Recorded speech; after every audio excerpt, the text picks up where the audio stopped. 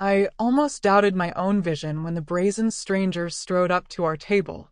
Without so much as a pause, he seized my unfaithful wife's hand and, with a smug curl of his lip, said, "Why waste your time with this weakling? Let's dance first, then I'll show you what a real man can offer." Keeping my face calm, I moved with practiced precision, delivering a swift maneuver that ended with the sickening snap of his hand. His scream tore through the room as he crumpled to the floor. The restaurant was the picture of quiet opulence, dim lights casting a golden glow over polished mahogany, soft piano notes floating in the air. It was a place built for power deals and lavish celebrations, a world I once thrived in. Tonight, it felt more like a gilded cage. Across from me sat Amal, stunning as ever. Her dark hair was styled to perfection, her lips the exact shade of her fitted, elegant gown. But her beauty couldn't hide the cold emptiness in her eyes, a distance that had been growing for months. We had been married for years, but the last 6 months had changed everything. Late nights at her law firm, mysterious messages, unexplained disappearances. I had clung to the hope that tonight might repair the rift. Instead, I was watching her slip further away, even as we shared a bottle of wine. Then a shadow loomed over the table. A man, mid-30s, tall, broad-shouldered, dripping with arrogance. His tailored suit was immaculate, but his smirk was the real statement. Piercing blue eyes locked on Amal, as though I didn't exist. "Amal," he said smoothly, his tone an unsettling mix of charm and challenge. "Didn't expect to run into you tonight." Amal froze, glass in hand, glancing between him and me before speaking. "Lucas," she stammered, her voice betraying more than she realized. "What are you doing here?" "Enjoying the city," he said with a grin. Then, to my disbelief, he clasped her hand and added with disdain, "Why stick with him? Let's dance, and I'll show you what you're missing." The restaurant fell into silence. I felt the weight of dozens of eyes on us. Amal tried to pull away, but Lucas held tight, and my anger flared hot. I rose slowly, the scrape of my chair loud against the quiet. "You have 3 seconds to let go," I said, my voice steady but edged with steel. Lucas sneered. "And if I don't?" The answer was immediate, the sharp crack of breaking bone, his cry splitting the air as he collapsed. Diners gasped. Amal's face was a mix of fear and shock. "Magnus," she whispered, clutching my arm. "What are you doing?" I ignored her, crouching to meet Lucas's pain-contorted gaze.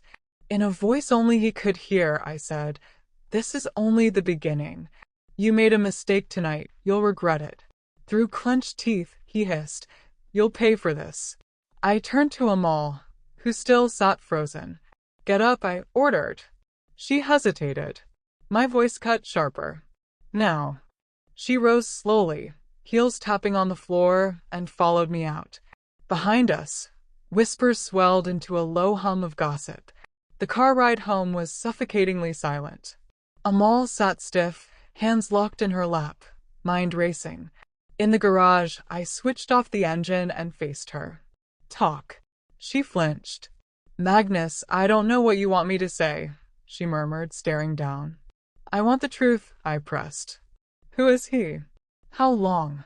Her eyes filled, but I felt nothing. My sympathy had dried up months ago. "It's complicated," she began. I gave a short, bitter laugh. "Let me simplify it. You tell me now, or I find out myself, and you won't like that outcome." Her shoulders sagged. 6 months, she whispered. "It started 6 months ago." The admission landed heavier than I'd expected. I drew in a slow breath, keeping my voice level. "And tonight? Was this meant to humiliate me? Throw it in my face?" She shook her head desperately. "I didn't know he'd be there, Magnus. I swear." "Stop," I cut in. "I saw your face when he spoke. You knew." She buried her face in her hands, sobbing. I stared ahead, my mind already shifting from anger to calculation. I didn't just need answers, I needed a plan. By morning, I was in my office, the Geneva skyline stretching beyond the glass. Rage burned steady, but colder now. Lucas and Amal weren't going to walk away unscathed. I started with Lucas. A quick search revealed his carefully curated image: luxury cars, private jets, designer suits. But underneath were cracks, failed ventures, lawsuits, rumors of fraud. He was vulnerable. I called in favors from my network in finance, people who thrived on uncovering corruption. Within hours, I had bank statements and proof of reckless investments, enough to ruin him. Then came Amal. While she pretended life carried on, I quietly gathered everything: emails, texts, photos of her and Lucas together, locked away in a secure file. Not revenge. Leverage. The final move was public exposure.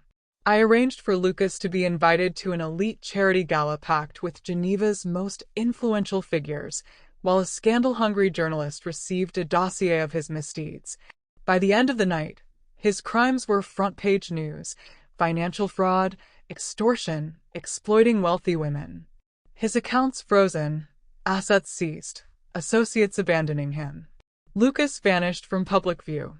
Amal's social circle crumbled too, friends gone, invitations withdrawn, even her family stepping back in shame. When our divorce was finalized, she stood before me a ghost of herself, tired eyes, quiet desperation. "Magnus," she said softly, "I know I hurt you. Was this really necessary?" I met her gaze without flinching. "You made your choices. Choices have consequences." Tears filled her eyes, but she only nodded and walked away. Months passed. The house felt lighter, the tension gone. I poured myself into work, expanding across Europe. The sting of betrayal dulled, replaced by purpose. One night at another charity event, I felt a light touch on my shoulder. Turning, I met a woman with an air of quiet elegance. "Mr. Adler," she greeted warmly. "I'm Isabel, a historian. I've heard much about your work. It's remarkable." We talked for hours. Her wit and depth were a refreshing change from the hollow conversations I'd grown used to. For the first time in years, I felt a genuine spark. Later, on my balcony overlooking the city, I thought about the road that had led me here. Betrayal had cut me deeply, but it had also shaped me into something stronger. Raising my glass to the night, I whispered the words I'd come to live by: "Pain sharpens us. Strength shapes us." Then, as I turned to go inside, I left one last truth hanging in the cool air. Betrayal can break you. Renewal will build you.